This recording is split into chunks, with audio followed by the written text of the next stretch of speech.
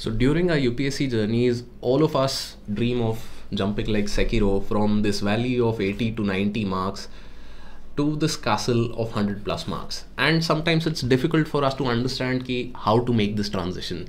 So today's video will be talking about how exactly you can make this transition in the next 30 days for Prelims 2023. I will show you examples from Prelims 2022 ka paper. These kinds of questions you can take risks in, these kinds of questions you should avoid, these are factual questions, these are conceptual questions, and using all of those examples I want to make a point clear कि ये transition किया जा सकता है, but it is going to take some conscious effort and constant practice. So let's get started. And before we begin, a very basic idea कि if you are somebody who is over here, so then for you to make a jump here is easier than it is for you to make a jump from here to here. Why? Because वो जो marginal छोटा छोटा improvements आती हैं उनके लिए, जैसे कि ये frame टेढ़ा हुआ है, कभी कभार आपको अपना perspective थोड़ा सा tilt करके देखना पड़ेगा. And if you're willing to do that, I can guarantee that you will find your way to the top of that 100 plus marks wala pyramid, or bar for that matter. But the core idea that I want to talk about first before anything else is that there is no best test series. If you're thinking कि आप कोई एक particular institute की test series कर लोगे and मतलब that is the best and everybody does it, so that will be it. No, that's not going to work. Why? Because UPSC, no matter how many हजारों test series है market में और UPSC हर साल आके कोई नया सवाल पूछ देता है, तो it doesn't matter. Understand what tests are for. Tests are meant to help you assess yourself and let us use them in that way, right?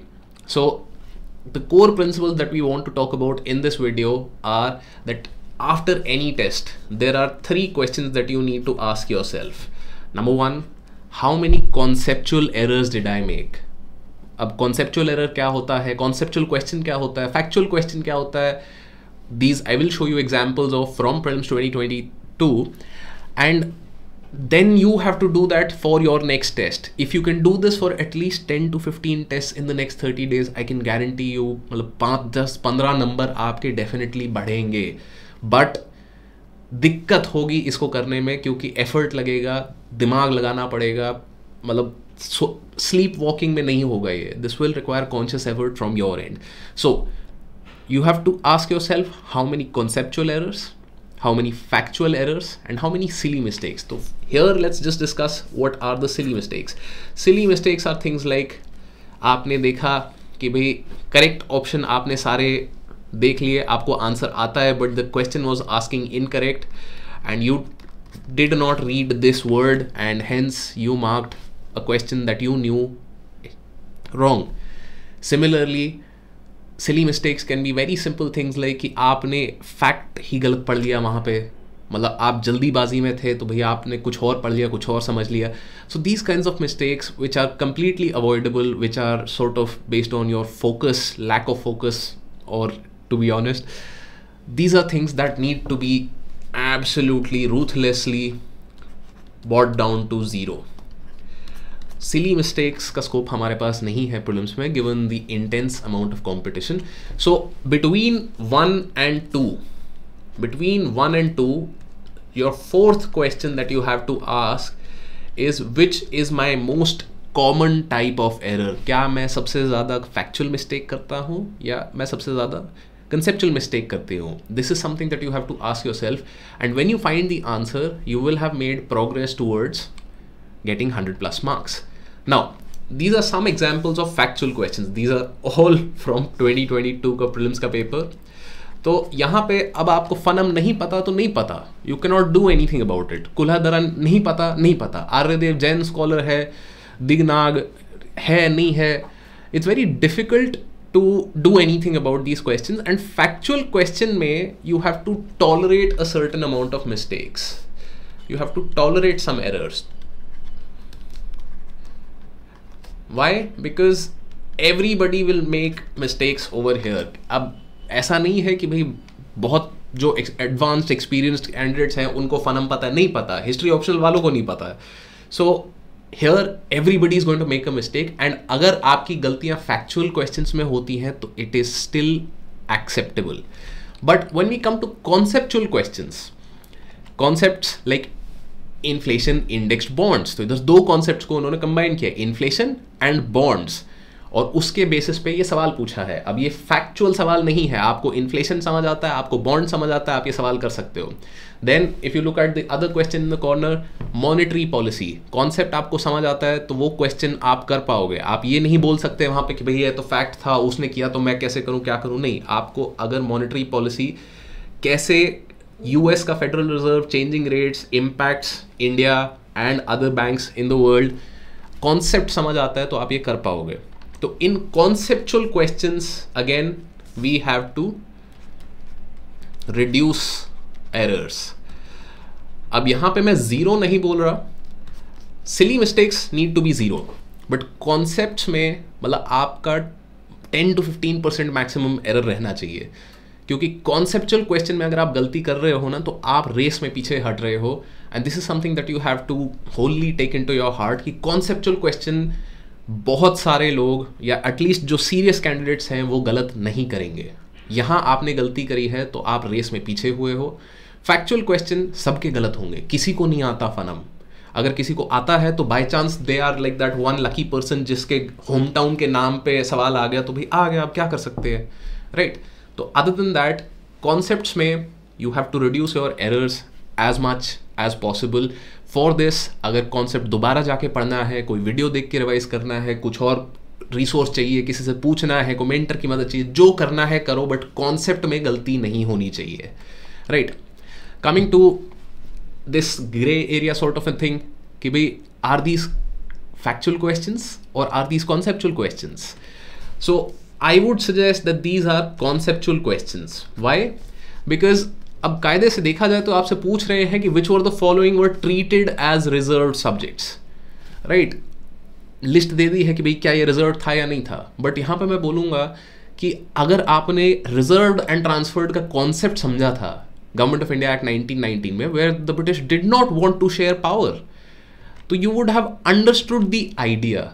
And even if you have not read these list of subjects anywhere, which mostly people have not, you will still be able to do this question.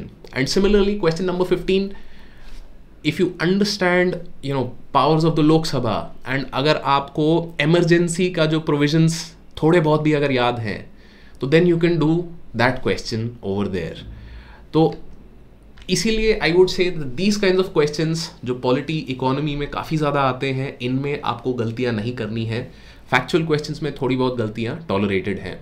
So coming to the core idea कि भाई ये आपके conceptual subjects हैं सारे, polity, economy, science and tech. इन areas में you want to reduce errors as much as possible, right.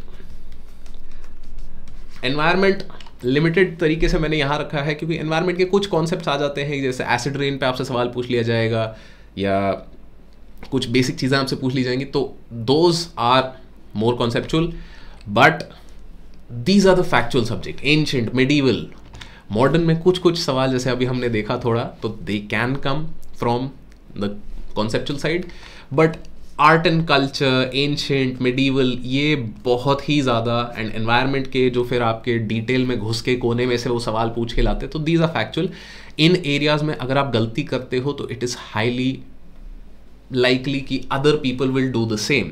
So please keep in mind कि अगर 2023 के पेपर में 2023 में इन सब्जेक्ट से ज़्यादा क्वेश्चंस आते हैं, so that means it will be a tougher paper. The more factual questions that are asked, the tougher the paper is, the lower the cutoff will go.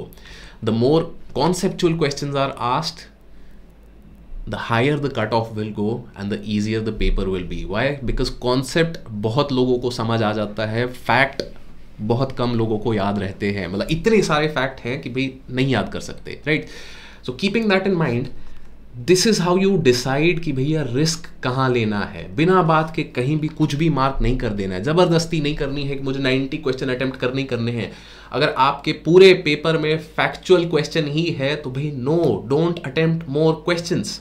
This relates to the previous conversation that we had कि अगर first round में आप सिर्फ 20 से 25 सवाल कर पाए हो तो that means it's a tough paper, and generally वो कब होगा जब कॉन्सेप्चुअल क्वेश्चन कम है.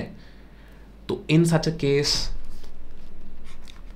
लो रिस्क रहना है हमें.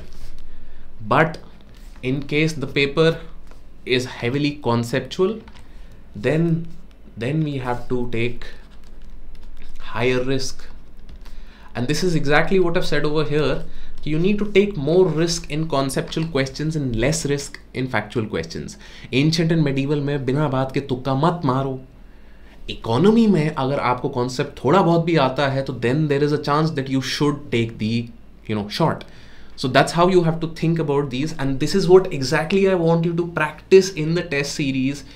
जो भी अगला टेस्ट दे रहे हो उसमें ये चीज़ें एक बार ट्राई करके देखो. टाइम है अभी आपके पास, काफ़ी इंप्रूवमेंट का स्कोप है. So this is why I made this video कि भी वो 10 से 15 नंबर इंप्रूव करने का चांस है. कॉन्शियसली प्रैक्टिस करोगे तो हो सकता है, बट कॉन्शियसली मतलब नींद में नहीं होगा क्लियर, एफर्ट लगेगा, right. So this brings us to the very simple idea कि मतलब टेस्ट क्या मेजर कर रहा है. टेस्ट दो चीज़ें मेजर करता है. एक आपकी knowledge which it sort of measures indirectly, and the second is marks which it measures directly. And the direct measure is not the most important measure, it is the second priority. तो अगर आपके marks 80 to 90 आ रहे हैं उस पर बहुत ज़्यादा stress लेने की अभी ज़रूरत नहीं है, क्योंकि रिलेटिव है इन दी एंड चीज़ें. बट अगर आपके टेस्ट में 80 to 90 मार्क्स आ रहे हैं जहाँ पे आप कॉन्सेप्चुअल मिस्टेक्स बहुत ज़्यादा कर रहे हो, तो then that is a problem and that is what you have to reform. So keep in mind कि there are 4 different types of errors जो कि आप कर सकते हो यहाँ पे. कि आपको इन्फो याद ही नहीं थी या कॉन्सेप्ट याद ही नहीं था, तो भाई उसके लिए obviously you have to go back and read again. किताब से पढ़ना है, यूट्यूब वीडियो से पढ़ना है, कोर्स के वीडियो से पढ़ना है, मेंटर से सीखना है, जिससे भी करना है, दोस्त से, whatever it is that you have to do, you have to get it done fast, right. Second, if you are unable to recall the info, कि भाई देखा हुआ है, सुना हुआ है, समझा हुआ है, बट अभी याद नहीं आ रहा स्ट्रेस की वजह से या जो भी, रिवाइज करो. रिवाइज करने के लिए प्लान बनाओ, राइट. तीसरा जो सिली मिस्टेक वाला हमारा एरिया रहता है कि भाई करेक्ट का इनकरेक्ट कर दिया, आधा पढ़ के सवाल कर दिया, मतलब ऑप्शन ही गलत मार्क कर दिया, मतलब बबल गलत कर दिया. So these kinds of things will increase if you do not take action here. And for this I've always said कि please meditate 5 to 10 minutes a day. It will be absolutely beneficial for you during your prep and in life in general, right. And finally, if you're taking excessive risk क्या होता है कि भाई बिना बात के जो डंका बजा के कि नहीं 90 क्वेश्चन तो अटेम्प्ट करने ही है, क्यों करने हैं जी, चिल करो. So that is the idea कि रिस्क हमें कहाँ लेना है. रिस्क हमें लेना है कॉन्सेप्चुअल क्वेश्चंस में. If there are more conceptual questions in the paper and we've seen example of what conceptual questions look like, then we take more risk. And if there are more factual questions then we take less risk. बिना बात के 90 question attempt करने की कोशिश मत करो, right. It is not gonna help. Be aware of where you have to take risk, and if you can take calculated risk in that manner, you will increase your marks rather than getting more negatives, right. So if you're taking excess risk, chill. Now again I'm repeating this is something that we discussed just in the last video कि 50-50 वाला eliminate करके हमने mark किया, and then I always choose the wrong option. count, ये experiment कीजिए please अपने next test में. Count number 1 how many questions that you attempted which were 50-50. Number 2 how many correct. Number 3 how many incorrect. You have to count all of these 3 things and you will realise कि around 40 to 60% accuracy rate रहेगा आपका यहाँ, which is fine, which is what we want. क्योंकि देखो 50-50 short वाले questions का मतलब है अगर 4 सही हुए हैं तो 4 गलत भी होंगे. 50-50 का ये मतलब नहीं है कि सारे सही होंगे, गलत होंगे यहाँ. and we are okay taking those negative marks. Why? Because the positive marks are more than the negative, so overall we end up getting more marks than we would have, right?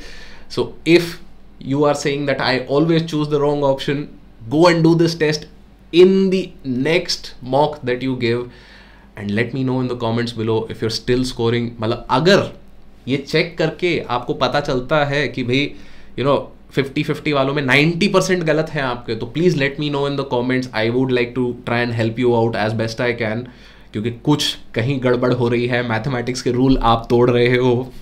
So keep that in mind, right? And finally UPSC will try and mind fuck you in a number of different ways. It can be like from a new kind of question to it can be like more questions from ancient and medieval. It can be to any sort of like sports से questions. Anything can happen. So tests हम बार बार दे रहे हैं, वो सिर्फ marks के लिए नहीं, knowledge के लिए नहीं. We are also giving these tests to get used to the idea of UPSC fucking with us. And when we start developing these nerves of steel, it becomes easier for us to expect and deal with that uncertainty during the exam, right? So for your next mock test, try and use these methods to analyze, and if you can use them, I can guarantee you that by the end of May, when prelims is coming around, you will have definitely improved your score by 10 to 15 marks from wherever you have started. If you started from 50 to 60, आप 20-30-40 number improve कर सकते हो, but 80 to 90 पे भी 10 से 15 marks आप इस तरीके से improve कर सकते हो.